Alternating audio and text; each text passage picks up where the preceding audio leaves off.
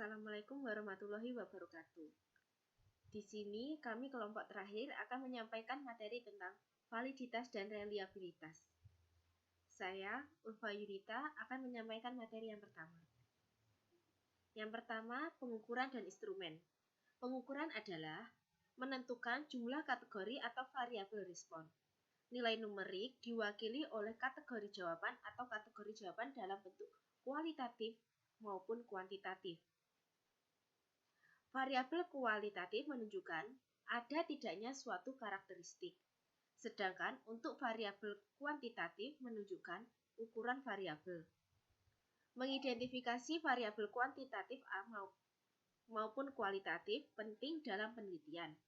Setiap variabel hanya memiliki satu pengukuran, tetapi konsepnya dapat terdiri dari banyak variabel, sehingga dapat memiliki banyak pengukuran. Sedangkan instrumen adalah alat yang digunakan untuk menemukan data dan mengukur frekuensi dan besarnya. Alat ini terdiri dari item dan kategori jawaban yang disusun untuk mengemukakan informasi tentang variabel. Unsur tersebut dapat berupa pertanyaan atau pernyataan. Beberapa instrumen mudah diatur, sementara yang lain sulit diatur secara langsung. Kemudahan pembuatan instrumen tergantung pada keadaan variabel dan sifat analisis data. Proses pengelompokan item respon dan kategori disebut instrumentasi. Fungsi dari alat tersebut adalah untuk mengukur fenomena tersebut. Selanjutnya, pengertian dan jenis-jenis validitas instrumen. Yang pertama, pengertian dari validitas. Validitas adalah tingkat keakuratan data yang ditemukan dalam suatu penelitian dan kemampuan yang dapat dilaporkan oleh seorang peneliti. Oleh karena itu, data yang valid adalah data yang tidak berbeda antara data yang dilaporkan oleh peneliti dengan data yang sebenarnya dihasilkan oleh subjek penelitian. Meteran efektivitas ketika mengukur objek yang akan diukur atau ketika mengukur secara akurat. Efektivitas tidaknya suatu alat ukur tergantung dari tujuan dan sasaran alat ukur tersebut. Penentuan efektivitas suatu alat ukur tergantung pada pertimbangan untuk apa alat tersebut digunakan dan untuk siapa. Pada umumnya, validitas pengajaran seorang guru tergantung pada tujuan tertentu dan mata pelajaran tertentu. Efektivitas memiliki beberapa karakteristik, diantaranya efektivitas mengacu pada hasil penggunaan alat, bukan alat yang sebenarnya. Ketika suatu perangkat mengukur suatu atau lebih aspek yang benar-benar diukur, perangkat tersebut dikatakan valid. Efektivitas menunjukkan derajat atau tingkat efektivitasnya, tinggi, sedang, rendah, atau tidak valid. Yang ketiga, efektivitas perangkat juga bukan spesifikasi yang diterima secara umum. Selanjutnya, ada jenis validitas instrumen data yang akan disampaikan oleh teman saya. Selanjutnya, saya Ulfa Mahyaroh akan menjelaskan terkait jenis-jenis dari validitas, terutama untuk pengukuran suatu instrumen data. Menurut Suhartini tahun 2003, berdasarkan cara pengujiannya, validitas itu terdapat dua bagian, yaitu validitas eksternal dan validitas internal. Nah, validitas eksternal sendiri itu berkenaan dengan derajat akurasi apakah hasil penelitian itu dapat digeneralisasikan atau ditetapkan pada populasi, di mana sampelnya itu diambil. Bila sampel penelitian representatif, instrumen penelitiannya valid, maka cara untuk pengumpulan data analisis yang benarnya, maka penelitian itu memiliki eksternalnya juga tinggi. Kemudian untuk validitas internal, yaitu validitas yang berkenaan dengan derajat akurasi desain penelitian dengan hasil yang dicapai. Jika dalam desain penelitian itu dirancang untuk meneliti etos tenaga kerja kependidikan, maka data yang diperoleh itu seharusnya juga adalah data yang akurat tentang etos kerja tenaga pendidikan tersebut. Nah, kemudian jenis-jenis dari validitas data berdasarkan cara penetapannya. Itu ada validitas logis dan validitas empiris, kemudian Validitas logis yaitu validitas disebut logis karena cara penetapan dilakukan dengan pertimbangan yang logis. Nah, item-itemnya itu disusun secara logis yang terdiri dari validitas isi, validitas logis, dan validitas tampang. Nah, validitas logis ialah secara logis item-itemnya itu diperkirakan akan mengukur apa yang hendak diukur. Nah, sedangkan validitas logis itu tuh bertolak belakang dari bertitik tolaknya itu pada teori. Nah, peneliti juga menjabarkan faktor-faktor dari teori. Faktor-faktor itu adalah konstruksi-konstruksi yang mendefinisikan dengan jelas, digunakan sebagai dasar bekerja dan menjadi ukuran valid tidaknya alat tersebut. Jadi alat tersebut itu dikatakan logis valid atau tidak itu berdasarkan konstruk-konstruk atau berdasarkan teori-teori yang ada. Nah, kemudian validitas empiris. Nah, validitas empiris itu validitas yang dilakukan secara nyata. Dilakukan dengan cara membuat perbandingan empiris antara hasil pengukuran alat yang disusun dengan hasil pengukuran yang menggunakan alat-alat yang valid. Nah, dalam proses perbandingannya itu validitas empiris ini diperlukan perhitungan-perhitungan saintifik statistik sehingga validitas empiris itu disebut juga dengan validitas statistik. Nah, validitas itu juga dibagi berdasarkan tujuannya. Berdasarkan tujuannya, validitas itu ada validitas isi atau content validity, validitas konstruk atau konstruk validity, kemudian ada validity konkuren atau stimulan, kemudian ada validity prediksi. Nah, kita bahas terlebih dahulu yaitu validitas isi. Validitas isi atau content validity itu adalah validitas yang diperoleh bila alat mengukur suatu kawasan isi atau konten area yang dihendaki suatu derajat tertentu. Nah, validitas isi itu antara lain terdapat di dalam bidang pelajaran. Nah, tes hasil belajar misalnya digunakan untuk mengukur isi atau tujuan yang telah dikerjakan siswa. Itu contoh dari validitas isi. Kemudian ada validitas konstruk. Validitas konstruk adalah validitas yang diperoleh bila suatu alat itu mengukur suatu alat hipotesis pada suatu derajat tertentu. Nah, konstruk itu bersifat abstrak, tidak dapat diamati langsung. Hanya hasil atau gejala-gejalanya itu secara tidak langsungnya dapat diamati. Nah, konstruk ini itu menjelaskan sesuatu sehingga diciptakan untuk menjelaskan suatu objek. Konstruk ini itu menjelaskan suatu objek tertentu seperti itu. Nah, misalnya intelijensi adalah konstruk di mana ia itu tidak dapat intelijensi kan tidak dapat diamati. Nah, orang dapat mengamati intelijensinya itu dari apa? Dari IQ-nya. Nah, hasil pengukuran untuk tes intelijensinya itu dengan IQ-nya. Nah, validitas konstruk ini itu dapat dicapai bila alat pengukur yang digunakan untuk mengukur konstruk tersebut adalah valid. Misalnya tadi orang ingin mengukur intelijensi, kita mengukur intelijensinya kan tidak bisa diukur. Maka yang diukur dengan IQ-nya. Jadi dikatakan valid jika IQ-nya itu memenuhi syarat untuk intelligence. Seperti itu. Kemudian ada validitas kongruen atau stimulan. Nah, pengertian dari concurrent validity itu adalah validitas yang berkaitan dengan hubungan korelasi. Jadi konkuren di sini itu berkaitan dengan korelasi antara skor dalam item instrumen dengan kinerja atau objek penelitian yang lain.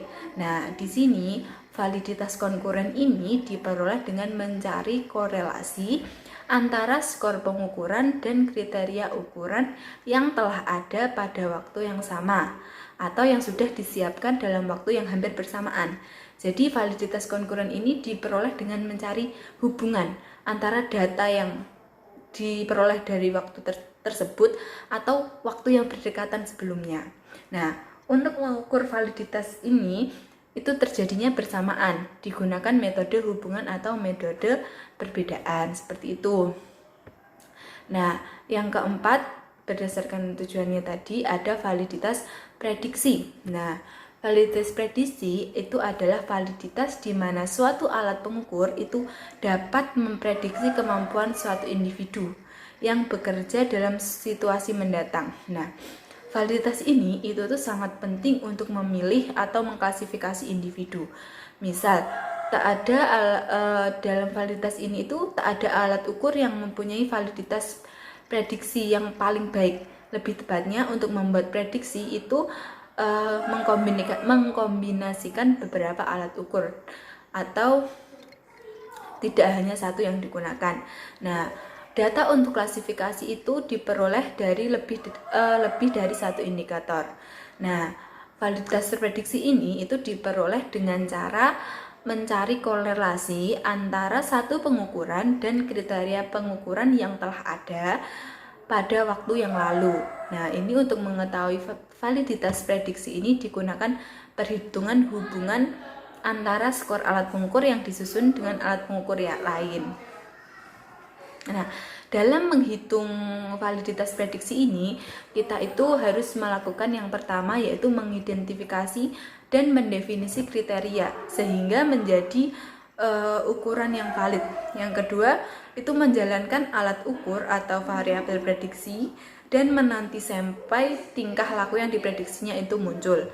Jadi diidentifikasi dulu, lalu menjalankan alat ukur, yang kemudian gunakan alat ukur, kriteria, dan korelasi dua himpunan skor tersebut. Jadi bilangan perhitungan atau koefisien validitas itu menunjukkan validitas prediksi dari alat pengukur tersebut. Jika koefisien itu tinggi, berarti alat pengukur tersebut juga valid untuk memprediksi. Seperti itu terkait jenis-jenis dari validitas. Selanjutnya ada pengertian dari reliabilitas dan jenis-jenisnya akan dijelaskan oleh teman saya yang berikutnya. Baik, di sini saya akan menjelaskan tentang pengertian dari reliabilitas. Nah, apa sih reliabilitas itu? Reliabilitas berasal dari kata reliability, yang berarti sejauh mana hasil suatu pengukuran dapat dipercaya. Suatu hasil pengukuran dapat dipercaya apabila dalam beberapa kali pelaksanaan pengukuran terhadap kelompok subjek yang sama diperoleh hasil yang relatif sama, selama aspek yang diukur dari subjek tersebut memang belum berubah. Nah, dalam pandangan positivistik atau kuantitatif, suatu data dinyatakan reliable apabila dua atau lebih peneliti dalam objek yang sama menghasilkan data yang sama, atau penelitinya sama dalam waktu berbeda menghasilkan data yang sama, atau juga bisa sekelompok data bila dipecah menjadi dua menunjukkan data yang tidak berbeda. Selanjutnya saya akan menjelaskan tentang jenis dari reliabilitas, yaitu tes retest. Nah, pengujian reliabilitas dengan tes retest ini dilakukan dengan cara mencoba satu jenis instrumen beberapa kali dalam satu subjek. Reliabilitas instrumen ini diukur dari koefisien korelasi antara percobaan pertama dengan percobaan selanjutnya. Instrumen dinyatakan reliable jika koefisien korelasi positif dan signifikan. Nah, tes retest menunjukkan variasi skor yang diperoleh dari penyelenggaraan satu tes yang dilakukan 2 kali atau lebih sebagai akibat dari kesalahan pengukuran. Dengan kata lain, kita tertarik dalam mencari kejelasan bahwa skor seseorang mencapai suatu tes pada waktu tertentu adalah sama hasilnya. Ketika seorang tersebut dites lagi dengan tes tersebut, dengan melakukan tes retest tersebut, kita mengetahui sejauh mana konsistensi suatu tes mengatur dengan apa yang ingin diukur. Oke, terima kasih. Di sini saya akan melanjutkan presentasi dari teman saya, Filia Maulida. Tadi sudah dijelaskan mengenai pengertian reliabilitas dan jenis-jenis reliabilitas. Jenis-jenis reliabilitas itu sendiri ada 3. Yang pertama, reliabilitas tes dan retest. Dan yang kedua adalah reliabilitas bentuk ekuivalensi, dan yang terakhir adalah internal konsistensi. Tadi yang pertama sudah dijelaskan oleh teman saya. saya akan melanjutkan penjelasan yang kedua dan yang terakhir, yaitu tentang reliabilitas bentuk ekuivaliensi. Reliabilitas bentuk ekuivalensi adalah sesuai dengan namanya yaitu tes yang mengukur reliabilitas, yaitu sama, kecuali substansi dari elemen yang ada. Setiap penampilan bisa berbeda. Nah, di dalam ekuivalensi ini, semua kondisi yang direncanakan di atas idealnya jika kelompok yang sama melakukan dua tes skor rata-rata dan variabilitas skor dua tes yang harusnya dilakukan sama. Reliabilitas yang secara umum juga merupakan bentuk alternatif konsistensi yang dapat menunjukkan variasi skor dari suatu format tes.